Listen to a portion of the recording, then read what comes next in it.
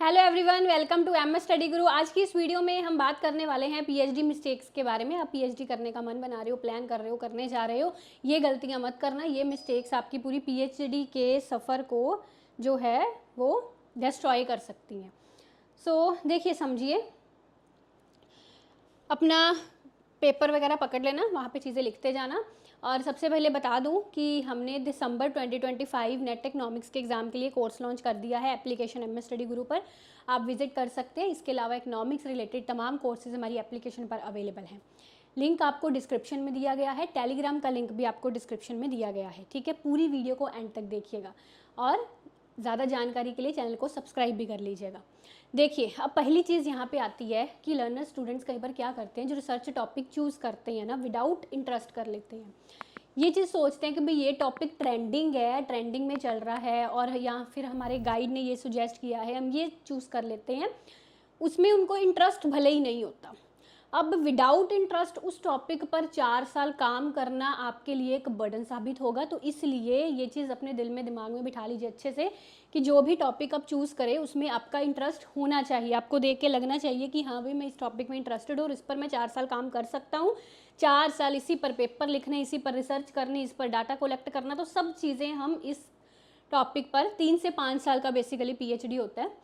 कई यूनिवर्सिटीज़ में 5 साल से भी आगे 1-2 साल कर देते हैं। तो मतलब कि आपको इतने साल काम करना है उस टॉपिक पर, तो आपका इंटरेस्ट होना उसमें ज़रूरी है। ऐसा टॉपिक होना चाहिए जिसके बारे में पढ़ना आप चाह रहे हैं, जिसके बारे में आप सोचना चाह रहे हैं, है ना, जिसके बारे में आप लिखना चाह रहे हैं। तो इसलिए उसमें इंटरेस्ट ज़रूरी है। दूसरा पॉइंट मैंने यहाँ पे लिखा है, इग्नोरिंग द लिटरेचर रिव्यू। ये भी एक बहुत बड़ी गलती है। देखिए, स्टूडेंट्स ना ज़्यादातर शॉर्टकट मारने के चक्कर में लिटरेचर रिव्यू भूल जाते हैं। ठीक है, ये मेरा टॉपिक है, मुझे इस तरह डाटा कलेक्ट कर लेना है, ये मेरे मेथडोलॉजी लगा लेनी है, वो सारे स्टेप्स फॉलो कर लूँगा, मैं लिटरेचर रिव्यू नहीं करते। देखिए, लिटरेचर रिव्यू करना सिर्फ जो आपका थीसिस का लिटरेचर रिव्यू वाला चैप्टर होता है, सिर्फ उसके लिए ही लिटरेचर रिव्यूज़ नहीं होता ज़रूरी। लिटरेचर रिव्यू का मतलब आपको सारा पता होना चाहिए कि आपका जो टॉपिक है उस पर पहले क्या रिसर्च हो चुकी है, किसने क्या क्या रिसर्च की है, किसने कौन सा डाटा, कौन सी मेथडोलॉजी से काम किया है, क्या उसमें रिसर्च गैप्स हैं जो आपको फुलफिल करने हैं, वो सारी चीज़ें आपको पता होनी चाहिए। 2 से 3 महीने लिटरेचर रिव्यू में लगाओ। स्टार्टिंग के जब आपने अपना जैसे टॉपिक सेलेक्ट कर लिया ना, उस टॉपिक पर पूरा लिटरेचर रिव्यू करो। मैं तो कहती हूँ कि टॉपिक सेलेक्ट करने के लिए भी पहले आपको लिटरेचर रिव्यू करना पड़ेगा, है ना, क्योंकि एक ब्रॉड से आपको नैरो में लेके आना है अपना टॉपिक। वो तभी ला पाएंगे जब आप उस पर पूरा रिव्यू करेंगे और गैप फाइंड करेंगे। तो लिटरेचर रिव्यू ना आपकी पूरी पीएचडी में बहुत इंपॉर्टेंट होता है। ठीक है, कई स्टूडेंट्स सिर्फ लिटरेचर रिव्यू, वो जो चैप्टर होता है आपका थीसिस में, उसके लिए बस कर लेते हैं इतना लिटरेचर रिव्यू, ऐसे बस लिखने के लिए उस चैप्टर में, है ना। पर आपको उसके बारे में चीज़ें सारी पता होनी चाहिए कि आपके इस टॉपिक के बारे में क्या क्या पहले काम हो चुके हैं, कैसे हो चुके हैं, कौन सी मेथडोलॉजी, कौन सी एनालिसिस किस ईयर में, है ना, प्राइमरी डाटा से सेकेंडरी डाटा से कैसे हुआ, वो सब चीज़ें आपको पता होनी चाहिए। ठीक है, तो लिटरेचर रिव्यू एक बहुत बड़ा और बहुत इंपॉर्टेंट स्टेप है, इसको स्किप मत करना। इससे मतलब ये नहीं है आपका, ठीक है, लिटरेचर रिव्यू वाला आप चैप्टर तो बना लेंगे, पर आगे जो आपने अपना रिसर्च करना है, रिजल्ट्स लिखने हैं, अपने डिस्कशंस लिखने हैं थीसिस में, वो बहुत इम्पैक्ट होंगी अगर आपने लिटरेचर रिव्यू नहीं किया हुआ तो। ठीक है, तीसरा स्टेप मैंने यहाँ पे लिखा है, note understanding the data, your data. अब ना कई स्टूडेंट्स का क्या रहता है कि जब अपना टॉपिक चूज़ करते हैं, अपना सिनॉप्सिस जो स्टेटमेंट ऑफ पर्पस लिखते हैं, ठीक है, उस वक्त वहाँ पे हमको जो डाटा टूल्स हैं या डाटा सोर्सेज है इतना डिटेल में मेंशन नहीं करने होते। थोड़ा बहुत लिखना होता है कि हम स्कैंडी डाटा यूज़ कर रहे हैं, ये नंबर ऑफ़ रिसोर्सेज है, यहाँ से हम कर लेंगे उसको डाटा को रेंज, है ना, ऐसे मतलब एक ऊपर ऊपर से लिखना होता है उसमें। अब स्टूडेंट्स लिख तो देते हैं वहाँ पे अपने सिनॉप्सिस में कि ठीक है, मैं इस प्रॉब्लम के लिए डाटा इकट्ठा कर लूँगा, डाटा मिल जाएगा, पर आगे कई बार कोई ऐसी प्रॉब्लम होती है, ऐसा टॉपिक होता है, उससे रिलेटेड रेलिवेंट डाटा मिलता ही नहीं है।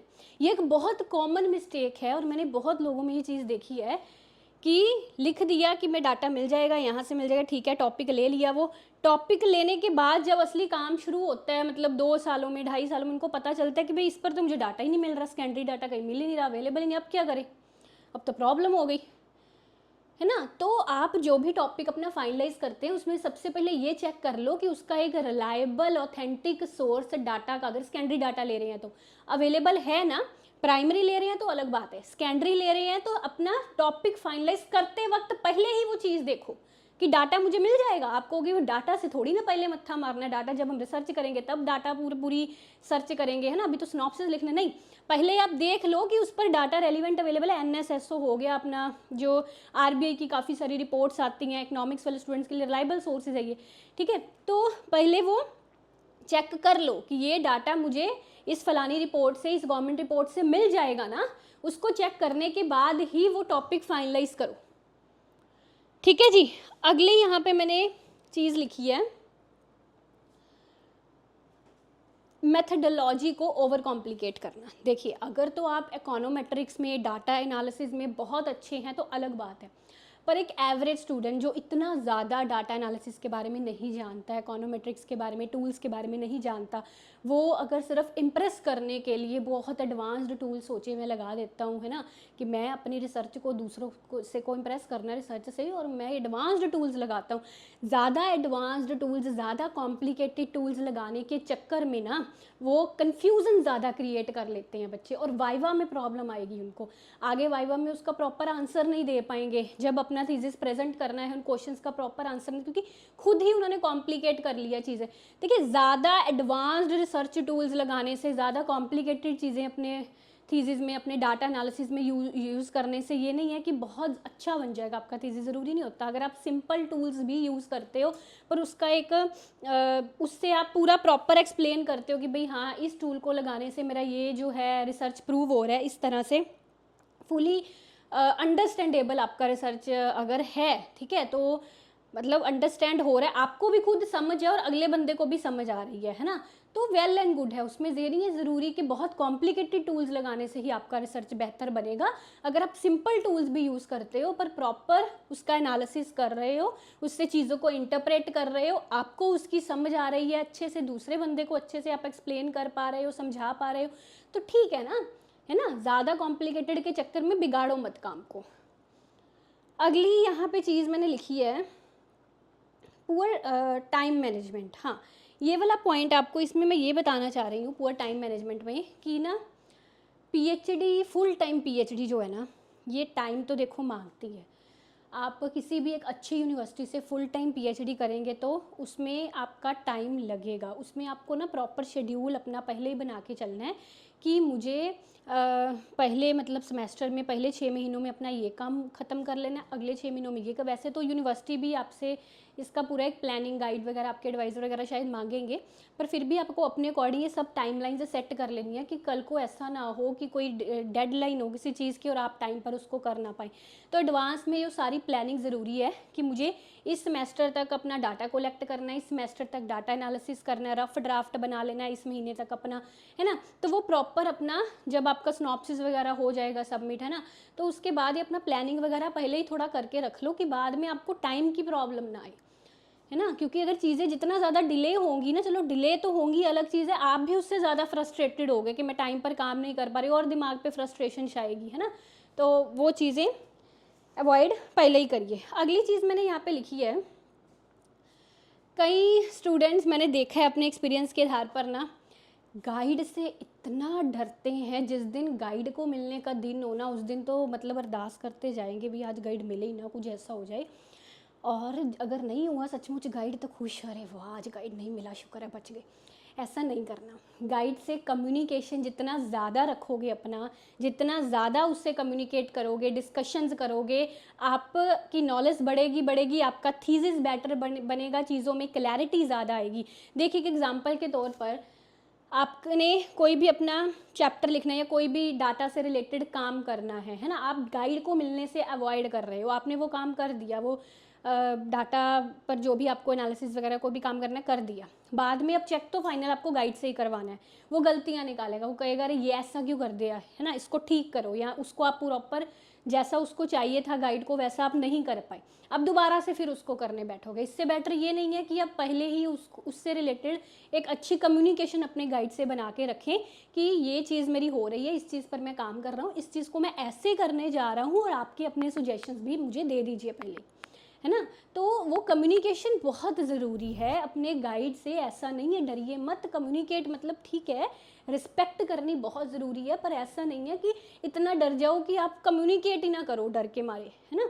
तो कम्युनिकेशन बहुत ज़रूरी है, गाइड से डिस्कशंस बहुत ज़रूरी है, उससे आपको बहुत नई चीज़ें पता चलेंगी, आपकी रिसर्च बेहतर बनेगी, ऑथेंटिक बनेगी, एक्यूरेट बनेगी, जितना ज़्यादा आपकी डिस्कशंस अपने गाइड से बढ़ेंगी तो। ठीक है जी, ये पॉइंट।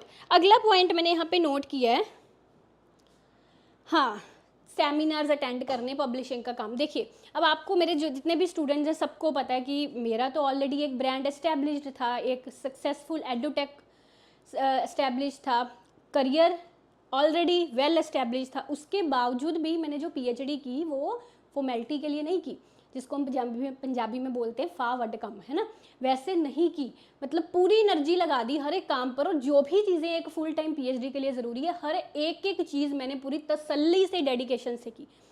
ठीक है, तो आप में से जो भी अभी स्टूडेंट्स जिनका भी करियर ही नहीं बना है ना, अभी आपको करियर भी बनाना है, तो प्लीज़ पीएचडी को फॉर्मेलिटी के लिए मत लीजिए, यही मत लीजिए कि डिग्री है मिल जाएगी, मेरी एपीआई बढ़ जाएगी, मुझे जॉब मिल जाएगी, ऐसा मत लीजिए प्लीज़।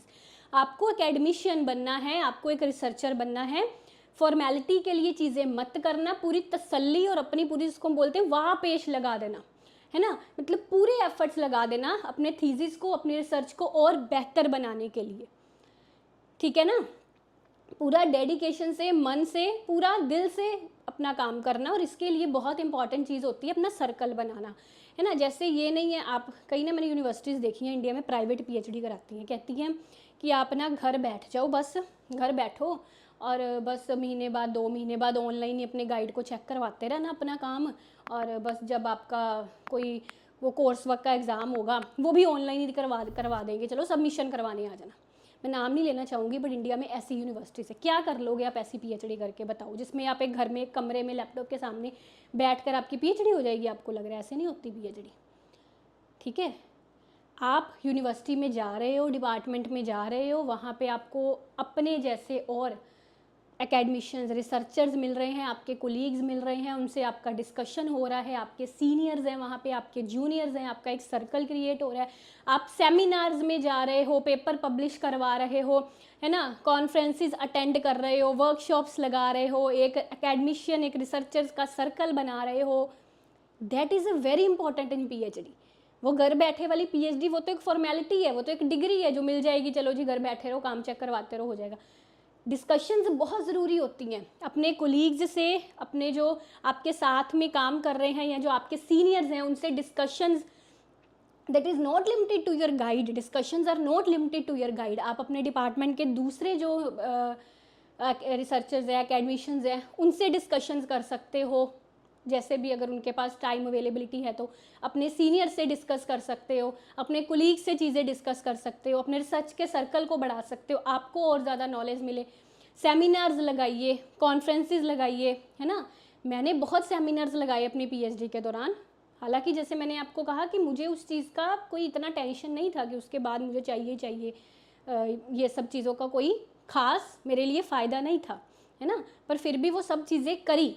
क्योंकि अगर आप कोई काम फॉर्मेलिटी के लिए कर रहे हो ना तो उससे अच्छा मत करो, ठीक है, पर फॉर्मेलिटी के लिए मत करो। किस काम में पढ़ ही गए हो, कर ही रहे हो, तो पूरी एफर्ट लगा दीजिए उसको अच्छा बनाने में। फॉर्मेलिटी के लिए कोई काम मत करिए।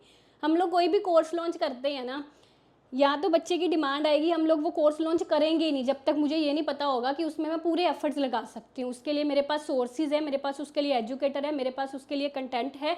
जब तक फुल फ्लेज मेरे पास वो चीज़ें नहीं होंगी ना, रेंज मेरे दिमाग में कि भाई सब चीज़ें हैं, तब तक मैं कोर्स लॉन्च नहीं करूँगी, चाहे जितना मर्जी बच्चा डिमांड कर ले। क्योंकि या तो करो ही मत, अगर करो तो प्रॉपरली पूरा उसको फुल फ्लेज करो। अभी सेम ये चीज़ आप में ही है, उसको अगर आप डिग्री में पैर रखा ही है आपने तो उसको हर एक चीज़ तसल्ली बख्श करो, जितना हो सके सेमिनार्स, कॉन्फ्रेंसेस अटेंड करिए, पेपर पब्लिशिंग करो। पेपर पब्लिशिंग की जल्दी मत करना। कई स्टूडेंट ना फर्स्ट ईयर में पेपर पब्लिशिंग के पीछे पड़ जाते हैं। फर्स्ट ईयर में आपको क्या नॉलेज आ गई, अभी कोर्स वर्क भी नहीं लगाया आपने, पहले कोर्स वर्क लगा लो, अच्छे से अपना सिनॉप्सिस फाइनलाइज कर लो, उस पर थोड़ा काम वगैरह शुरू कर दो। आपको ना बड़ी चीज़ें, जब आप पीएचडी में एडमिशन लेने जाओगे ना, अगर एक अच्छी यूनिवर्सिटी की बात कर रही हूँ, जैसे मैंने एक जिस यूनिवर्सिटी से की है ना, तो जब आप एडमिशन लेने जाओगे ना, वहाँ पे आपको ऐसा लगेगा कि रिसर्च के बारे में आपको पता है, ठीक है, बहुत पता है आपको कि नेट का एग्जाम में क्लियर करके आऊँ, मुझे रिसर्च के बारे में बहुत पता है। जब आपकी एडमिशन हो जाएगी, जब आप कोर्स वर्क लगाओगे, सिनॉप्सिस वगैरह सब चीज़ें वो आप करोगे, आपको लगेगा यार मुझे तो पता ही नहीं था इन चीज़ों का कभी भी, अच्छा इतनी एडवांस होती हैं ये चीज़ें, मुझे पता ही नहीं था, मैंने सोचा ही नहीं था सच में इतनी एडवांस होती हैं।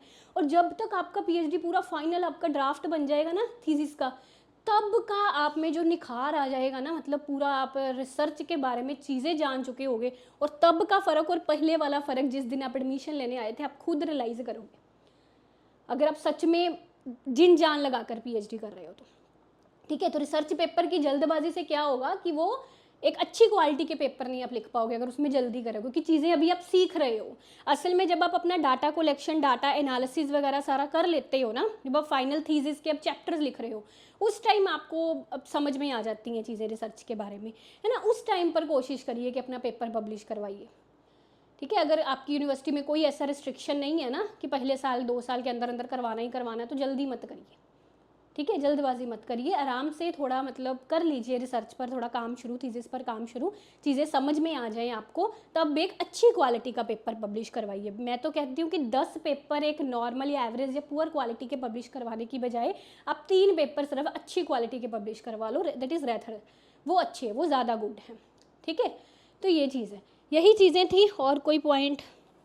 हाँ, तो यही पॉइंट्स थे आप सबके लिए। अच्छी लगी आपको वीडियो तो दूसरों के साथ शेयर करिएगा, लाइक करिएगा, और मैं अपने पीएचडी जर्नी के बारे में भी पूरी एक वीडियो बनाऊंगी, आप मुझे कमेंट्स में बता देना अगर आपको चाहिए वो वीडियो, तो जल्द ही वो भी लेके आऊँगी। Thank you.